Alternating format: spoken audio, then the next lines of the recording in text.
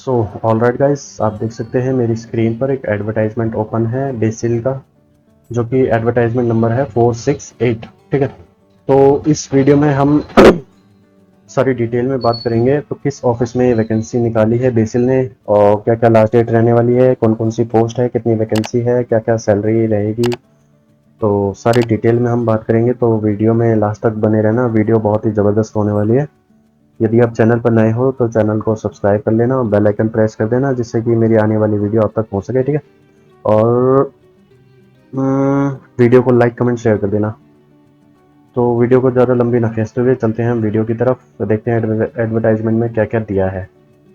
तो आप देख सकते हैं यहाँ पर लिखा है vacancy advertisement number 468। Applications are invited for recruitment of following manpower purely on contract basis for deployment in the office of IIM Jammu, यानी कि Indian institute of management Jammu में। ठीक है, वहाँ के ऑफिस में ये वैकेंसी है। तो देखते हैं वैकेंसी कौन कौन सी है, क्या क्या एलिजिबिलिटी है, सैलरी वगैरह बात कर लेते हैं। ऑडियो वीडियो टेक्नीशियन एक वैकेंसी है।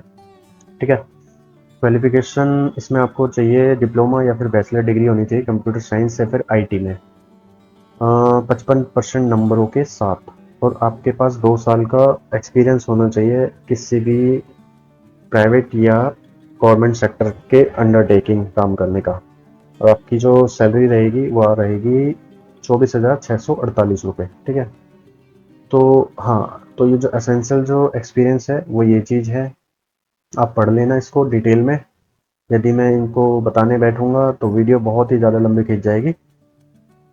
तो और डिज़ायरेबल हैं ये हैं तो भी कोई दिक्कत नहीं है, अगर नहीं है तो भी कोई दिक्कत नहीं है। ठीक है, लेकिन ये एसेंशियल है, इस चीज़ का आप थोड़ा सा गौर करना। ठीक है, और इसमें जो अपर एज लिमिट मांगी है वो मैक्सिमम 35 साल होनी चाहिए, 35 ईयर्स।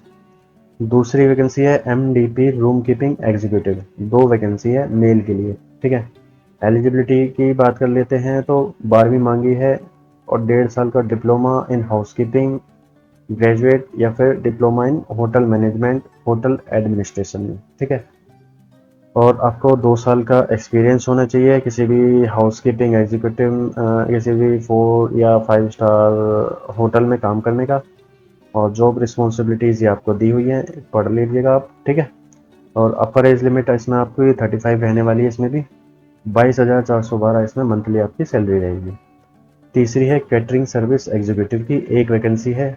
आपके पास बैचलर डिग्री होनी चाहिए हॉस्पिटैलिटी मैनेजमेंट में। ठीक है, और 2 साल का अनुभव होना चाहिए, और 22,412 इसमें भी आपकी सैलरी रहने वाली है। और मैक्सिमम जो एज लिमिट रहेगी इसमें भी 35 ईयर्स रहेगी। मल्टीटास्किंग स्टाफ 2 वैकेंसी है, जिसे हम MTS बोलते हैं। 8वीं पास होने चाहिए। मैक्सिमम जो रहेगी इसमें 50 साल की उम्र मांगी है। 19,084 रुपये आपकी सैलरी रहेगी। DG ऑपरेटर, यानी कि 3 वैकेंसी है इसमें। आपके पास ITI या फिर डिप्लोमा होना चाहिए इलेक्ट्रिकल ट्रेड में। ठीक है, और 3 साल का एक्सपीरियंस होना चाहिए। और रिस्पॉन्सिबिलिटी आपकी ये रही। और इसमें इन्होंने सैलरी दी नहीं है, हालांकि पता नहीं भूल गए हैं या नहीं दी है। तो इन्होंने नहीं दिया है तो वही लगभग 20,000 के लगभग 20-22 हज़ार के लगभग आपकी सैलरी रहने वाली है, मे बी, ऐसा मुझे लगता है। ठीक है, तो छठी वैकेंसी की बात कर लेते हैं, सब स्टेशन ऑपरेटर 7 वैकेंसी है इसमें। इसमें भी सेम क्राइटेरिया मंगा है, ITI या फिर डिप्लोमा इन इलेक्ट्रिकल ट्रेड। ठीक है, और आपके पास 3 साल का अनुभव होना चाहिए। और इसमें भी 22,412 सैलरी रहेगी, जैसा कि इसमें भी मेरे ख्याल से यही होनी चाहिए थी।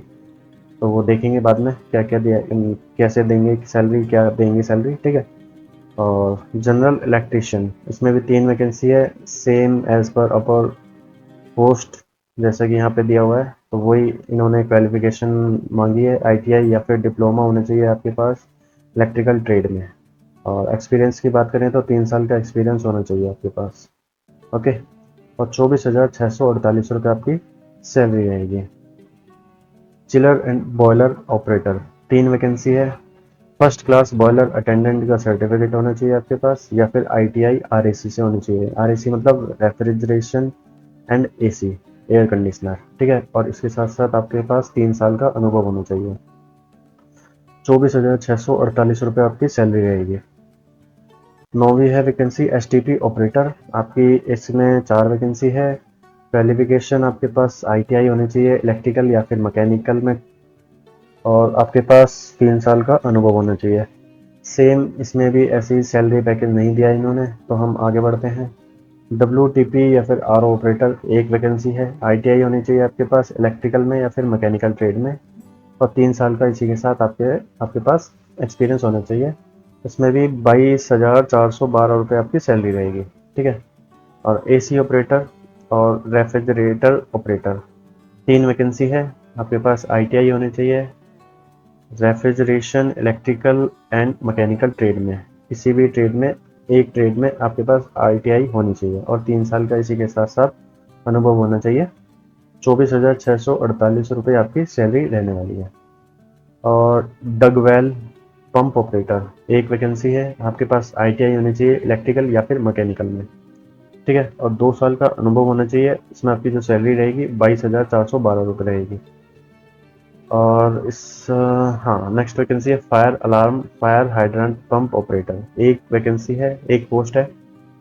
आपके पास ITI होनी चाहिए इलेक्ट्रिकल या फिर मैकेनिकल में, और उसके साथ साथ 2 साल का अनुभव होना चाहिए, और 22,412 इसमें आपकी सैलरी रहेगी, ठीक है।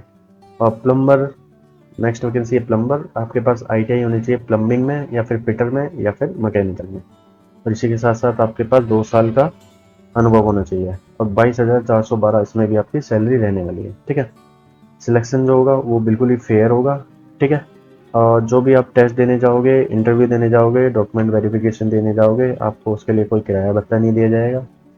और यदि आप एप्लीकेशन को भरते हैं, एक पोस्ट को भरते हैं या सारी पोस्टों को भरते हैं, किसी भी पोस्ट को भरते हैं, तो आपका सिर्फ ऑनलाइन ही एप्लीकेशन भरा जाएगा, ऑफलाइन में इसमें कोई भी सुविधा नहीं दी हुई है, ठीक है। जहाँ से आप ऑनलाइन एप्लीकेशन को भरोगे वो वाला लिंक मैं अपने डिस्क्रिप्शन बॉक्स में दिया हुआ है, आप वहाँ जाके फिल आउट कर सकते हैं उस पर क्लिक करके, ठीक है। और इसको डिटेल में पढ़ना चाहते हैं, यानी कि इस एडवर्टाइजमेंट को आप डिटेल में पढ़ना चाहते हैं, तो उसका भी लिंक मैंने अपने डिस्क्रिप्शन बॉक्स में दिया हुआ है, नीचे जाके आप देख सकते हैं डिस्क्रिप्शन बॉक्स में, आप वहाँ पे जाके क्लिक करके डाउनलोड करके इत्मीनान से आप पढ़ लेना, ठीक है। आपके पास you will have to required active mobile number and a email ID, यानी कि आपके पास एक ईमेल आईडी और एक मोबाइल नंबर आपके पास एक्टिव रूप में होना चाहिए, जिससे कि ये आपसे इंटरेक्ट कर सकें फॉर फर्दर टेस्ट और इंटरव्यू वगैरह, जो भी ये आगे कंडक्ट कराएंगे, ठीक है। तो हाँ, कैंडिडेट जो भी आप फॉर्म भरोगे आप उसे अपने फ्यूचर रेफरेंस के लिए रख लेना संभाल के, ठीक है। फ्यूचर में जब आप सिलेक्शन होगा और उसके बाद जब आपका डॉक्यूमेंट वेरिफिकेशन होगी, तो वहाँ पर आपकी जरूरत पड़ सकती है। यदि आप कोई भी टेक्निकल प्रॉब्लम फेस करते हैं किसी भी प्रकार का, या फिर असिस्टेंस चाहते हैं, या किसी प्रकार का आपके पास डाउट है, तो उन्होंने एक ईमेल आईडी और एक मोबाइल नंबर दिया हुआ है, तो आप वहाँ पे कांटेक्ट कर सकते हैं, जो कि ईमेल आईडी और मोबाइल नंबर ये है techquery11@gmail.com, और नंबर है 012041777860, ठीक है। और लास्ट डेट इसकी जो रहने वाली है वो रहेगी 19 जुलाई, तो 19 जुलाई से पहले पहले आप इस फॉर्म को भर लीजिएगा अपने एलिजिबिलिटी के हिसाब से, ठीक है। भरना कैसे है, कौन से कहाँ पे जाके भरना है, वो मैंने आपको बता ही दिया, एक लिंक में आपको डिस्क्रिप्शन बॉक्स में दिया हुआ है, तो वहाँ पे आप डायरेक्टली क्लिक करके फॉर्म को फिल आउट कर सकते हैं, ठीक है। जब आप फॉर्म को भरोगे तो आपको ये 7 स्टेप्स देखने को मिलेंगे। आप क्रम वाइज, सीक्वेंस वाइज इन स्टेप्स को फुलफिल करते रहो, तो आपका फॉर्म भर जाएगा, ठीक है। आपको मैं फीस बता देता हूँ, फीस आपको कैसे भरनी है वो आपके ऊपर डिपेंड करता है। आप ऑनलाइन भरोगे या फिर इंटरनेट बैंकिंग के थ्रू, UPI या किसी भी थ्रू से आप भर सकते हैं, ठीक है। There will not be any other mode of payment of registration application fees. Demand draft checks, money order, postal order, pay order, banker check, postal stamp, etc. will not be accepted towards registration and application processing fees. यानी कि जो एक payment करने का mode होता है, money order, postal order, जो यहाँ लिखे हुए हैं, demand draft cheque, banker cheque, postal stamp, इनके थ्रू ये मतलब फीस एक्सेप्ट नहीं की जाएगी, सॉरी।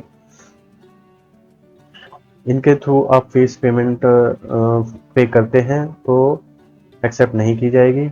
आपको ऑनलाइन के थ्रू ही credit card, debit card, internet banking, RuPay card, metro debit card और UPI वगैरह जो भी आपके पास उपलब्ध है साधन, उससे आप फीस को पे कर सकते हैं। ठीक है, अब बात कर लेते हैं कि फीस कितनी भरनी है। तो वो आपको जनरल कैटेगरी, ओबीसी कैटेगरी और एक्स सर्विसमैन और वुमेन के लिए 885 रुपये फीस रहेगी एक पोस्ट की।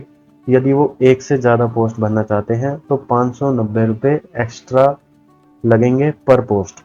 ठीक है, और SC ST के लिए और EWS PH के लिए 531 रुपये आपकी फीस रहेगी एक पोस्ट के लिए। यदि एक से ज़्यादा आप भरना चाहते हैं तो 354 रुपये एक्स्ट्रा लगेंगे आपको पर पोस्ट। ठीक है, और ये थी बस, यही एडवर्टाइजमेंट में है, ज़्यादा कुछ लंबा चौड़ा नहीं है। तो जिसको भी वीडियो अच्छी लगी तो लाइक कमेंट शेयर कर देना और बेल आइकन प्रेस कर देना और चैनल को सब्सक्राइब कर लेना। वीडियो को ज़्यादा से ज़्यादा शेयर कर देना ताकि और लोगों तक भी ये वैकेंसी का एडवर्टाइजमेंट पहुंच सके और वो भी इस वैकेंसी का लाभ उठा सकें। तो ज़्यादा से ज़्यादा शेयर करना। ठीक है, तो मिलते हैं फिर एक और बार नेक्स्ट वीडियो में, तब तक के लिए धन्यवाद।